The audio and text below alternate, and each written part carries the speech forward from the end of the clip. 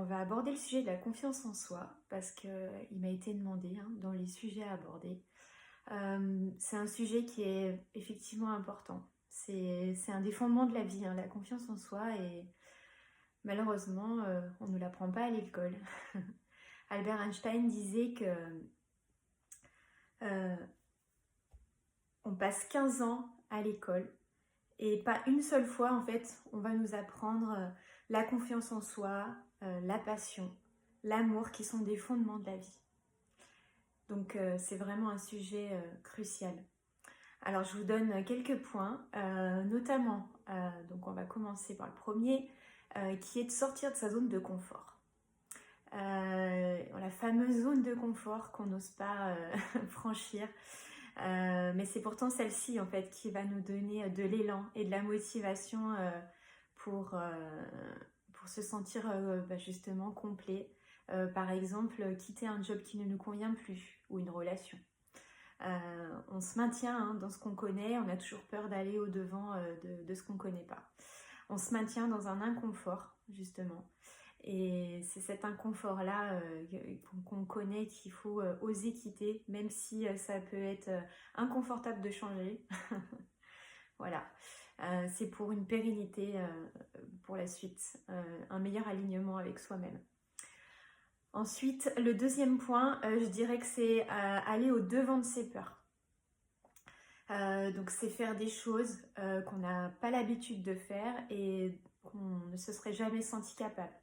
Je peux vous donner un exemple tout bête, mais ça peut être par exemple prendre l'avion alors qu'on en a peur et éventuellement essayer de le prendre seul. Un gros défi quand on en a peur de l'avion.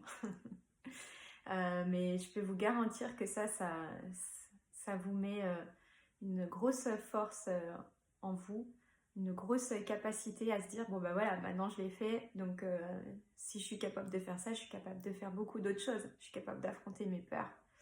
Et justement, au-delà d'aller affronter ses peurs, c'est aussi aller affronter tout ce qui est tempête intérieure, en guérissant aussi tout ce qui va être blessure émotionnelle. Donc ça, c'est un vrai sujet, les blessures émotionnelles. Je pourrais y revenir avec une vidéo pour vous expliquer un peu plus en détail.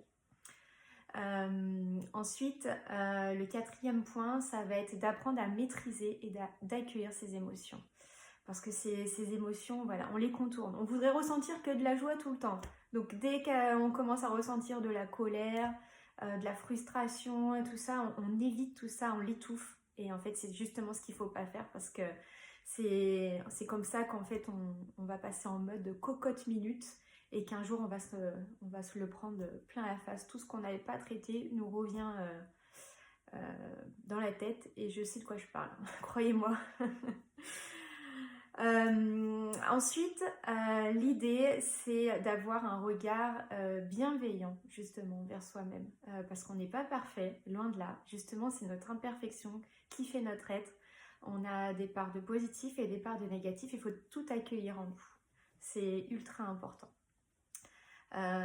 Donc, la bienveillance, en fait, elle va nous emmener au sixième point, qui va être d'apprendre à s'aimer.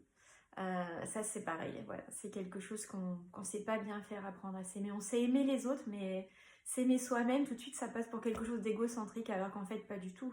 C'est la base de notre construction. Comment on peut être bien avec les autres si on n'est pas bien avec soi-même?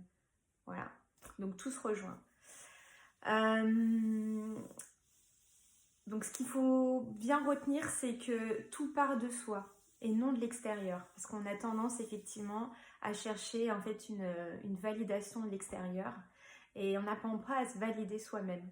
Donc ça, à partir du moment où on arrive à se valider soi-même sans être obligé d'aller chercher l'approbation des autres, là on peut dire que la confiance en soi elle est réellement forgée. Et donc pour avoir confiance en soi, il faut aussi avoir confiance en ses capacités, en ses aspirations profondes, ses intuitions, savoir s'écouter, écouter ses convictions et surtout ne pas se détourner du chemin, ne pas écouter forcément l'entourage qui peut nous dissuader aussi de toutes ces convictions et ces aspirations profondes. Donc ça demande beaucoup de persévérance et de motivation, mais on l'a tous, vraiment on est tous capables. Et puis le dernier point, donc le 8e, ça sera de savoir lâcher prise. D'avoir... alors, pardon, je m'excuse. Avant de lâcher prise, il faut avoir confiance en la vie. Voilà. En la vie, en l'univers. Vous l'appelez comme vous voulez. Votre source, il faut savoir en fait développer cette foi. Peu importe sur quoi vous vous référez. Mais voilà, il faut savoir se dire qu'il y a quelque chose de bien puissant en nous qui nous guide, qui nous amène toujours là où on doit être. Donc c'est ultra important de savoir s'écouter, pas écouter les autres. Voilà. Et une fois effectivement qu'on a conscience de tout ça, et ben on lâche prise. On lâche prise, on fait confiance au processus. Donc ça c'est le 8e point, voilà. On fait confiance au processus de la vie. Tout ce qui nous arrive est pour notre bien, même si des fois c'est pas très agréable, mais on a toujours des leçons à retenir de ça. Donc on lâche réellement prise sur les événements de notre vie, on en tire les leçons quand il faut en tirer les leçons et on va de l'avant, on rebondit. Voilà. Donc pour conclure, tout ça, hein, c'est joli, hein, c'est beau sur le papier, etc.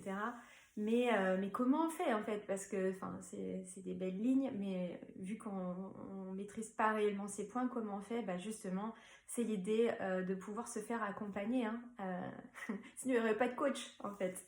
Il ne faut pas hésiter à se faire accompagner parce qu'on a toujours besoin en fait d'une petite voix à l'extérieur par contre, une petite voix, pas l'entourage qui nous tire vers le bas, hein, non, non, une voix qui nous amène vers le haut, qui sait pointer notre réel potentiel. Voilà, ça c'est ce qui va vous permettre d'aller de l'avant. Quand vous avez, en fait, le coach, si vous voulez, il va mettre en lumière vos plus beaux aspects, vos plus belles capacités. Il a confiance en vous, il connaît votre potentiel. Il le sait. On a tous les mêmes possibilités, les mêmes bases. Il suffit juste de les travailler. Voilà.